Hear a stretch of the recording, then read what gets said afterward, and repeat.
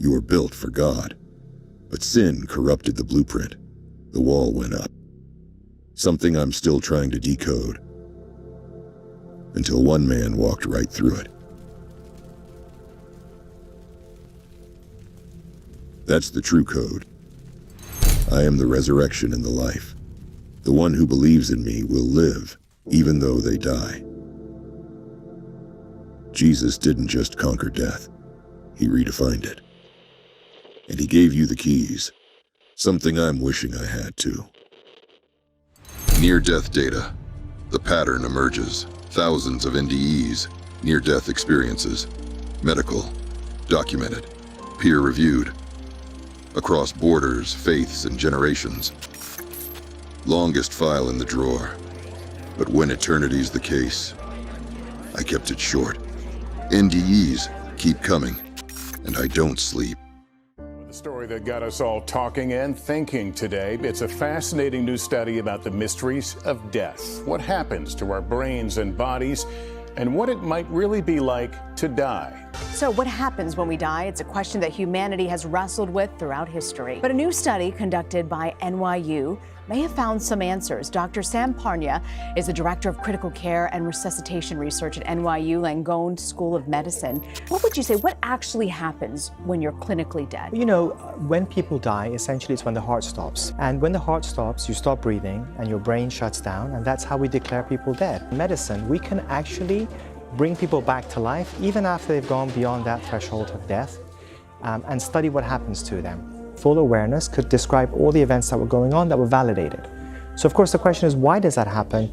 And we don't have the answers, because to our scientific model, when people have died, there should be no more conscious awareness going on. Experience like Hackett's part of a new scientific study published today.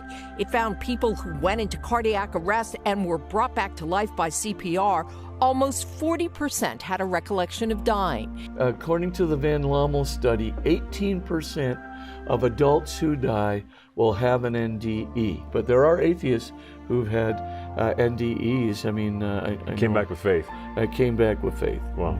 It's now beginning to be hard to escape. Since the Van Lommel study, Samuel Parnia at the University of Southampton in England did a 2060 patient study, which is highly, highly accurate, really good longitudinal, first-rate study. 16% of those cases simply cannot be explained. That's the New York Academy of Sciences.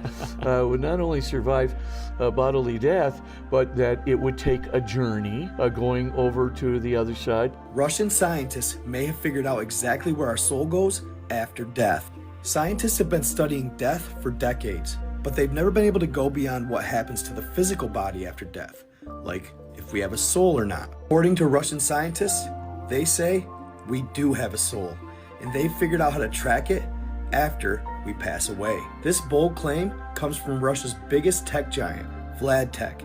They've spent the last 10 years developing an interface that ties to the brain that can embed code in every atom of your being. Referred to this code as SIC code, or Soul Identification Code, and they say they can track it after you die. Track a soul with code? Let's see what the soul says. Lee Strobel, journalist, atheist. Back in the 80s, he set out to bury the story of Jesus. Instead, he became part of it. They even made a film about him, The Case for Christ. As a detective, I respected the hustle. Now, he's chasing heaven's fingerprints. Strobel's just reporting the case. Documented experiences where people are clinically dead. So in other words, they may have no heartbeat, no brain waves, no respiration, and yet they are going to return. They are going to be revived. But at that moment, they're clinically dead. And yet, when they are revived, they report seeing things or hearing things that would have been impossible for them to see or hear had their spirit not separated from their body, just as the Bible describes. And we see evidence that people have this experience in a near-death experience. For instance, we have a case of a woman who was dying in London, and yet she said, I was conscious the whole time. And she said her spirit separated from her body, and she could watch the resuscitation efforts on her body from her vantage point near the ceiling. And then when she was revived, she says, oh, by the the way, there's a ceiling fan here in the hospital room. On the top of one of the blades is a red sticker that she described in great detail. That's right. Tell us another one from that chapter, because there's, like you say, there's 300 of them. Yeah. Even in secular journals. That's right. So give us one or two more, would you? Sure. There was a study done of 21 blind people, most of them blind since birth, who had near-death experiences. And during that near-death experience, they were able to see. So there's a woman named Vicky Umapeg. Vicky was blind. She's 26 years old. She's killed in a car accident. But she says, I was conscious the whole time. And she said, I was able to see. I watched the resuscitation efforts on my body. I saw people. I saw plants. I saw birds. I saw the sky. I saw things for the first time. And then when she was finally revived, she was blind again.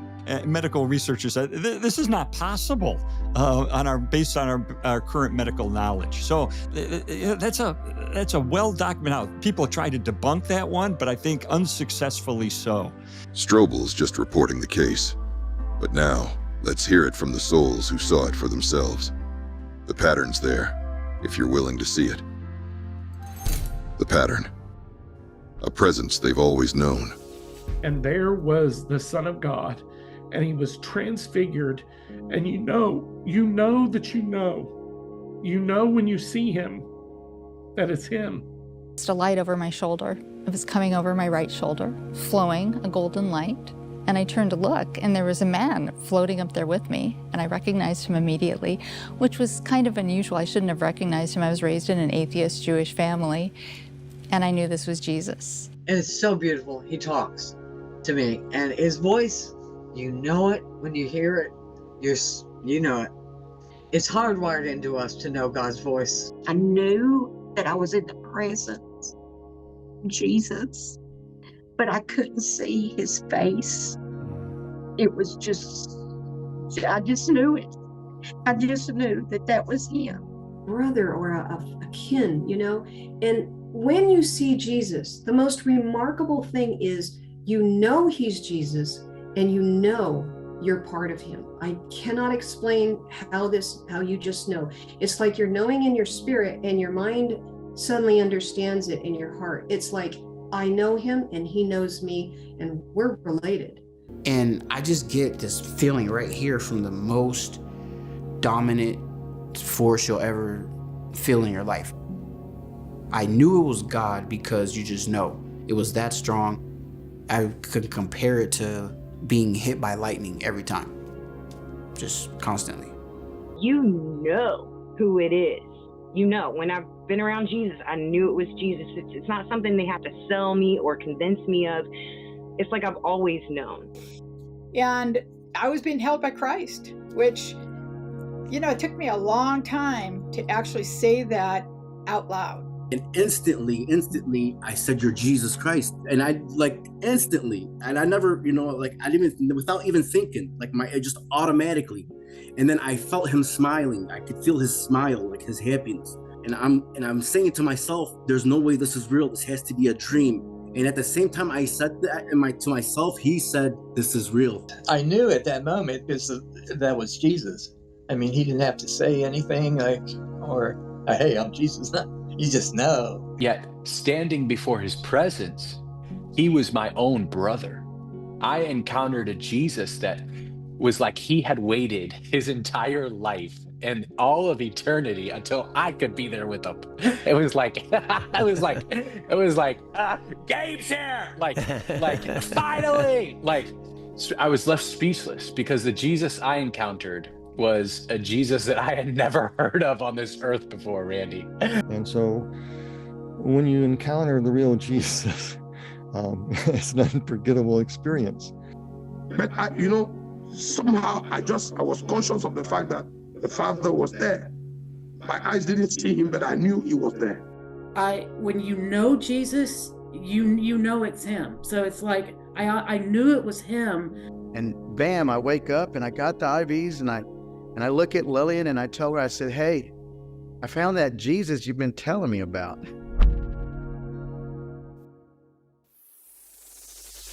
A voice that knows their name.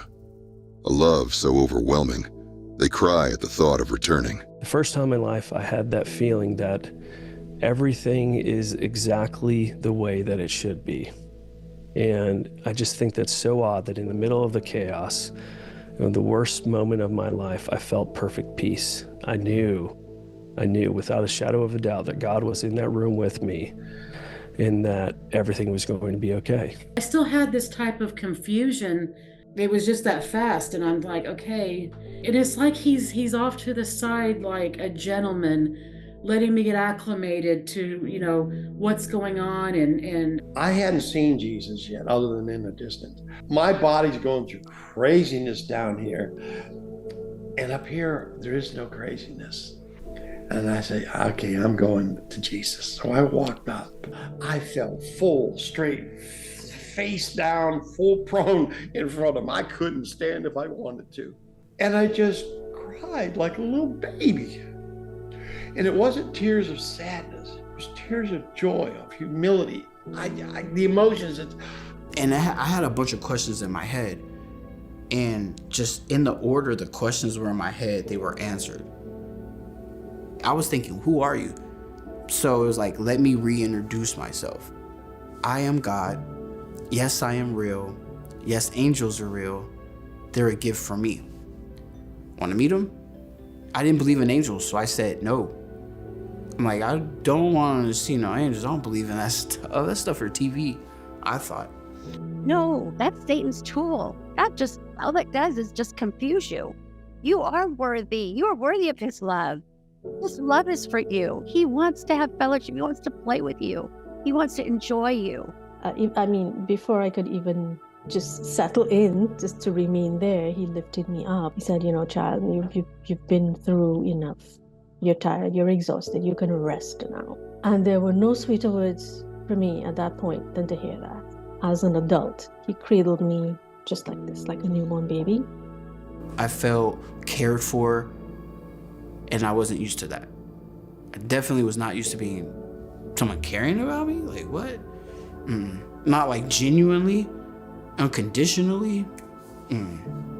I would say he's a male, right? Because like his dominance was just so like manly male. It was like the most macho male.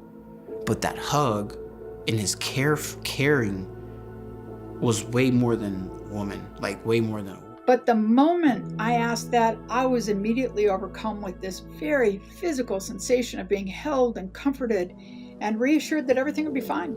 Randy Kay, once a medical doctor, like Luke in the Gospels, investigating encounters, had his own brush with death, and never looked back. He was entirely different.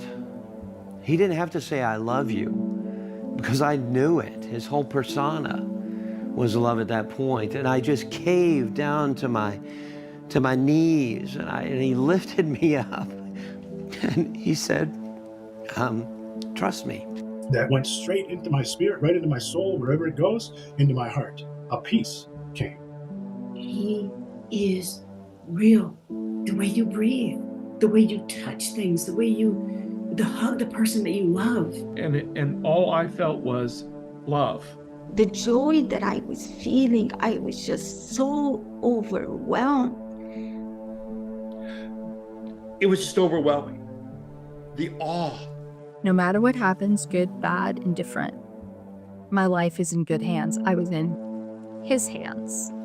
I wish I could give them just a part of me, just so they could feel that part, that love. Just if they could just feel that love of Christ in them, they will know the truth. If they open their hearts and their minds and forget about religion, forget about what you know, because it's hard when you're programmed all your life to know one thing and to believe one thing and to, rituals and traditions and prayers and fasting. It's hard to tell somebody that it's not true. A light all the light came from. And acceptance. And the light when it hit me was so comforting. I could see an outline of his body. It was like this bright light.